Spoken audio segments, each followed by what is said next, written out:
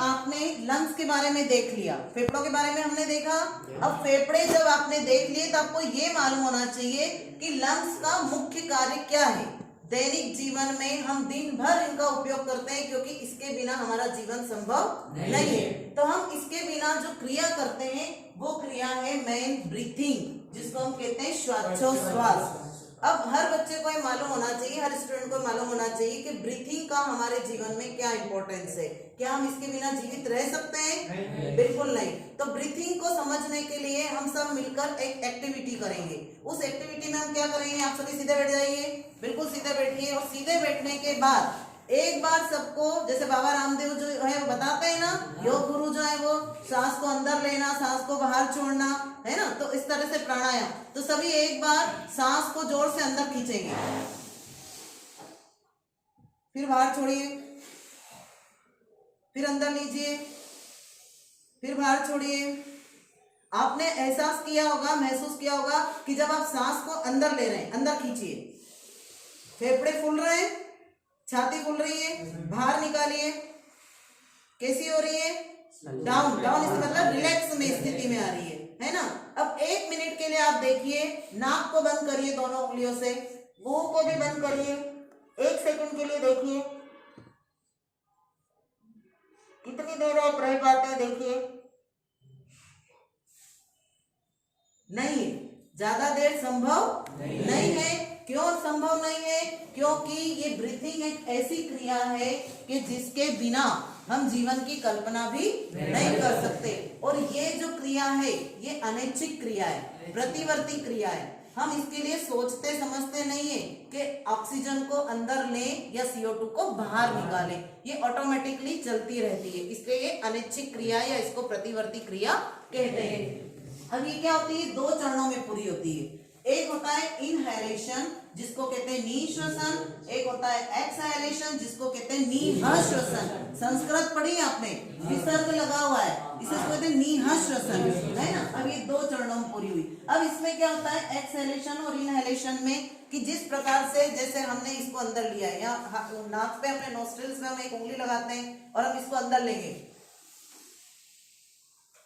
तो हम यहाँ पे इनहेलेशन मतलब अंदर ऑक्सीजन को ले रहे हैं। अब ये जब ऑक्सीजन अंदर जाती है तो जाने के बाद क्या करती है?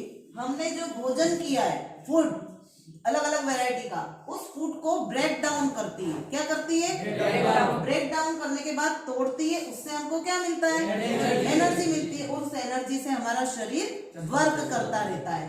फिर दूसरी क्रिया होती है एक्सहेलेशन। जब ये भोज्य पदार्थ टूट जाते हैं तो CO2 बनती है। उस CO2 को हम क्या कहते हैं? उत्सर्जित पदार्थ है एक प्रकार का, उसको बाहर निकालना है, तो वो होता है एक्सहेलेशन। या बिंदी का अर्थ ही यही है। निःश्वसन और निःश्वसन में बच्चे कंफ्यूज होते हैं। या तो वैसे ध्यान रखें, इन मतलब अंदर और एक्स मतलब बाहर, और 2 बिंदी बाहर है मतलब वो एक्स है ना, वो बाहर है। तो एक्सहेलेशन में क्या होगा कि जो शरीर के अंदर CO2 बनी है वो CO2 को बाहर निकालना।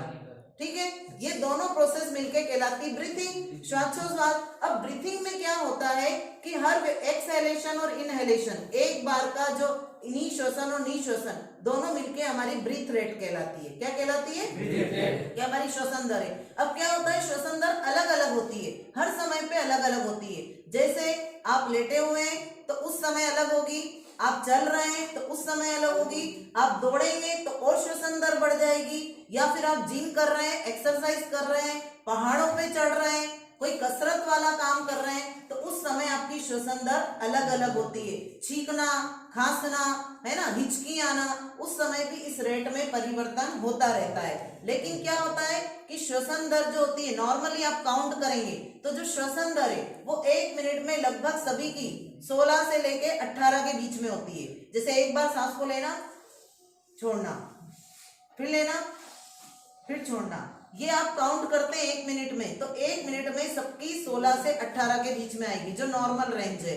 लेकिन यदि आप दौड़ रहे हैं, एक्सरसाइज कर रहे हैं, तो उस समय ये रेट जो है वो 25 से 27, 28 आपकी उसके ऊपर है कि आप कितना वर्क कर रहे हैं, कितना फास्ट कर रहे हैं। क्यों बढ़ जाती है? उस समय हम तेजी से ऑक्सीजन लेते हैं, क्योंकि हमको एनर्जी की आवश्यकता होती है। जब हम कोई भारी काम करते हैं तो ऑटोमेटिकली हमारी सांस फूलने लगती है ना, तो हमारी ये श्वासोच्छ्वास की दर अपने आप बढ़ जाती है। तो इसको कहते हैं ब्रीथिंग, एक्सहेलेशन, इनहेलेशन। इनहेलेशन मतलब ऑक्सीजन को अंदर लेना, एक्सहेलेशन मतलब बाहर निकालना।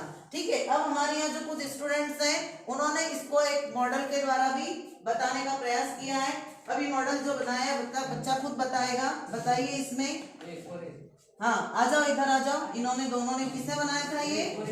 हाँ, इनने बनाया। और आ जाओ जिसने भी बनाया। तो ये देखो इन्होंने इसमें यहाँ पे बनाने का प्रयास किया। ये आपको बताएंगे इसमें क्या क्या है।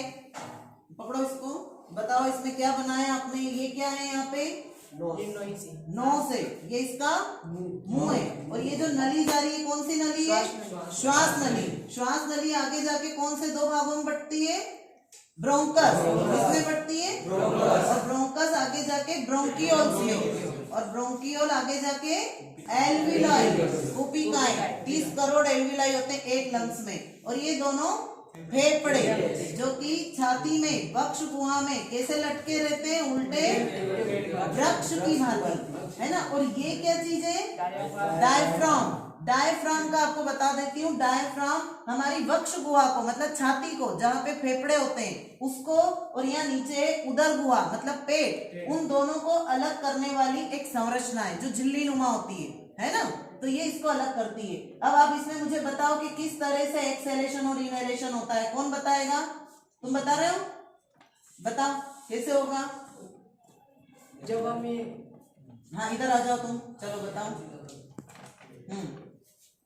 एक्सहेलेशन, पहले इनहेलेशन बताओ। इनहेलेशन का मतलब क्या है? सांस को लेना। तो बताओ। ये जब ये सांस लेगा ना तो हाँ? इसके दोनों लंग्स फूलेंगे। हाँ करो, भर के बताओ एक्सपेरिमेंट। ये देखिए दोनों लंग्स जो है वो क्या हो गए? इनहेलेशन से अंदर ऑक्सीजन जा रही है। एक बार फिर से करो। और जब ये इनहेलेशन होता है तो ये डायफ्राम कहाँ चला जाता है? नीचे। अब एक्सहेलेशन करो। ये पिचक गए, ये सारे लंग्स, दोनों लंग्स जो थे उनकी एल्विलाई सब क्या हो गई? पिचक गई। अब ये दोनों मिलके यदि हम इस क्रिया को यदि हम कितनी बार 1 मिनट में हम देखेंगे तो हम 16 से 18 बार इसको करते हैं। Very good. चलो एक प्रयोग जो एक और मॉडल बच्चों ने, आप इधर आ जाओ, एक और इन दो बच्चों ने और इसको बनाने का प्रयास किया। ये देखिए आप। हाँ, इसमें ये बताएंगे। इसमें बताओ आपने क्या बनाया है? ये हमारा डायफ्राम है और ये श्वसन तंत्र है। इसमें ये जिस समय हम सांस लेते हैं ना तो उस समय ये दोनों फेफड़े फूल जाते हैं, जैसे ये इसमें फूलेंगे। ये देखिए। और डायफ्राम कहाँ जा रहा है? देखो आप डायफ्राम देखो नीचे सिचुएशन। डायफ्राम नीचे की तरफ फोर्स लग रहा है ना। और बाकी दोनों फेफड़े फूल रहे हैं। इन्होंने देखो जो बैलून्स लिए, फुलाओ इनको। इनमें आपको एल्विलाई भी दिख रही है। 30 करोड़ एल्विलाई दिख रही है ना। ये दोनों एक फेफड़े में 30 करोड़ होती है। तो देखो आपको एल्विलाई भी दिख रही है। और अब आप इसमें करेंगे एक्सहेलेशन। एक्सहेलेशन में डायफ्राम अंदर की तरफ प्रेशर डाल रहा है फेफड़ों पे, दिख रहा है आपको। और फेफड़ों पे डाल रहा है तो फेफड़े क्या हो रहे हैं? श्रिंक हो रहे हैं। करो एक बार एक्सहेलेशन। ये देखिए फेफड़े श्रिंक हो गए। ये प्रोसेस दोनों मिलके क्या कहलाती है? ब्रीथिंग या श्वासोच्छ्वास। ये क्या चीज है? ये श्वसन नली। श्वास नली। और ये दोनों क्या है? ये अपने दोनों क्या है? ब्रोंकस। क्या है ये? ब्रोंकस। और ब्रोंकस कहाँ जाके खुलते हैं? ब्रोंकियल में। और ब्रोंकियल जाके एल्विलाई में। और ये दोनों लंग्स। बहुत अच्छा बच्चों के द्वारा प्रयास किया गया है। ये शासकीय स्कूल के विद्यार्थी हैं जिनके द्वारा ये प्रयास किया गया है। Okay, thank you.